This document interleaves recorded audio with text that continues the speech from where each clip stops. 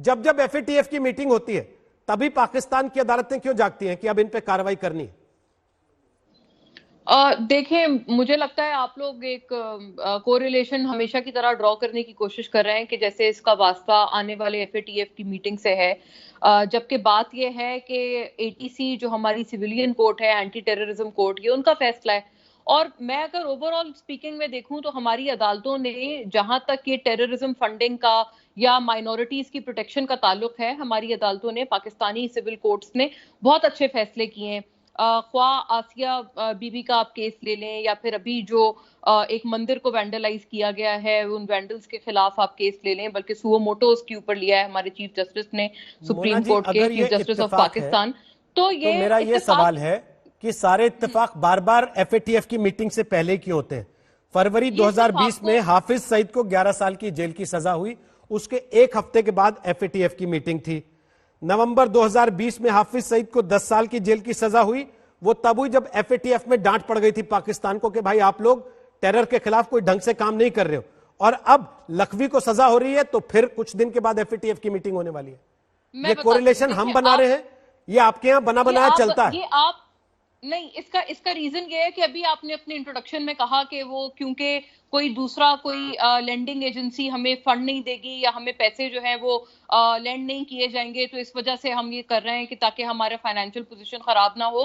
तो मुझे ये समझ नहीं आता कि अगर आप इसको वाकई उस कोरिलेशन से आप देख रहे हैं या वो वाली ऐनक लगाकर देख रहे हैं जो आपको सूट करती है, तो ये मुझे लगता है कोई अच्छा ये प्रेसिडेंट आप सेट नहीं कर रहे हैं, क्योंकि एक अच्छा फैसला है वो किया गया है हमारी तरफ से। आपको पता है 2015 में ये जो नेशनल एक्शन प्लान हमने बनाया था आर्मी पब्लिक स्कूल के मैसेकर के बाद, तो उस वक्त तो एफएटीएफ का ना कोई चर्चा था ना कोई जिक्र था। हमने कितने ऑपरेशंस किए हैं, मेरा ख्याल है आपके पास इस चीज की गिनती भी नहीं होगी। इंडिया ने एक ऑपरेशन नहीं किया है। बच्चे मरने के बाद भी अगर किसी को एक्शन लेने के लिए एफएटीएफ की चिंता करनी पड़े तो लानत की बात होगी ना फिर तो। वो भी आप लोगों ने मारे ना, वो भी आप तो लोगों अपने ने बच्चों के मरने के बाद भी अगर किसी को ये करना पड़े, अगर हम लोगों ने मारे तो फिर आज ये लखवी और फिर ये साथ में जिनको आप कहते हैं कि ये सोशल वर्कर हैं लेकिन 15 साल और 10 साल की सजाएं भी उनको दे चुके हैं हाफिज सईद को। आप ही के यहाँ के लोग कहते हैं मैडम, मैं नहीं कहता कि उनको सोशल वर्कर, आपके साथ बैठ के कह गए हैं लोग, आपने विरोध भी किया है उनका। नो, मैंने कब कहा सोशल वर्कर है? मैंने तो कभी नहीं कहा। मैंने कहा आपके साथ के लोग, आपके साथ बैठ के लोग कह गए पाकिस्तान सोशल वर्कर उनको किसी ने नहीं कहा, सोशल वर्कर उनको किसी ने नहीं कहा। अगर वो सोशल वर्कर होते तो बहुत सारे सोशल वर्कर्स हैं, बहुत अच्छा काम कर रहे हैं। हमारी अदालत ने किसको सजा दी है या किसको टेररिज्म फंडिंग का चार्ज लगाया है? मेडिकल डिस्पेंसरी चलाने के इल्जाम पर उनको ये सजा दी गई है, और वो भी इस सस्पेशन के तहत कि वो इस मेडिकल डिस्पेंसरी की आड़ में वो टेररिज्म फंडिंग के लिए फंड इकट्ठा कर रहे थे। तो ये तो अब कहीं से ये बात आप ये रिड्यूस नहीं कर सकते इस तरह से। मुझे आप उनको डायरेक्टली सोशल वर्कर नहीं कह रही है, लेकिन पीछे से कह रही हैं कि नहीं सोशल वर्कर ही है, दवाइयां बांटते थे बेचारे, पर उनके ऊपर गलत इल्जाम लगा के उनको फंसा दिया गया है कि 15 ये जो है आतंक के लिए पैसा इकट्ठा करते हैं। आपकी बातों से ऐसा लग रहा है। आपका जहन इस तरह की चीजें बना रहे हैं। ये ना मैंने कहा है ना हमारी कोर्ट ने कहा है। सोशल वर्कर उनको किसने कहा है? वो बिल्कुल सोशल वर्कर नहीं है। कह रहा हूं, आपके साथी लोग बैठ के कह गए यही मेरे साथ प्रोग्राम्स में। वो प्रोस्क्राइब्ड पर्संस की लिस्ट में आते हैं जो हमारी इंटीरियर मिनिस्ट्री ने जारी की है आपकी तरफ से। लेकिन ये बात जरूर है कि जो आप उनको 2008 के अटैक्स का मास्टरमाइंड कहते हैं, ये चीज आपने अभी एस्टैब्लिश करनी आपकी तरफ से बाकी है। आप पाकिस्तान को अगर सफिशिएंट इसके खिलाफ एविडेंस देंगे, हमें बताएंगे कि किस तरह से है, हम उसके ऊपर भी एक्ट करेंगे, क्योंकि हमारे लिए टेररिज्म चाहे वो आपके पास हो या हमारी तरफ हो, हम उसको एक ही नजर से 2008 से अभी तक पाकिस्तान को कितने डॉक्यूमेंट इस बात को लेके सौंपे और पाकिस्तान का रवैया उस पर क्या रहा है, जरा मुनालम को याद दिलाएंगे?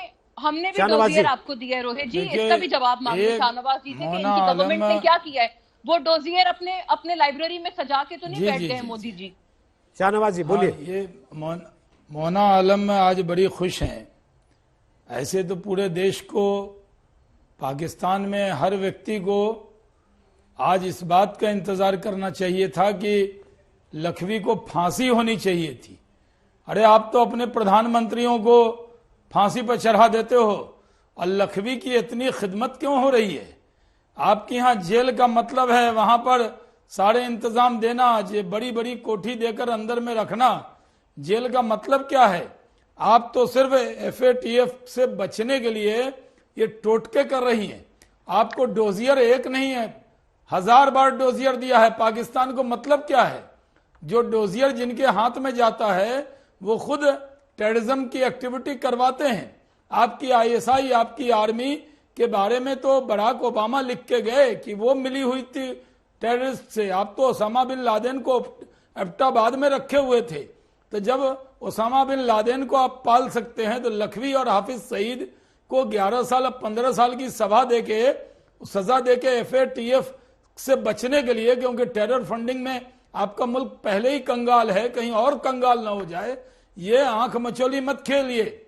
जब तक हाफिज सईद, लखवी को, सलाउद्दीन जैसे लोगों को फांसी पर आप नहीं चढ़ाते, कोई दुनिया यकीन करने वाला नहीं है।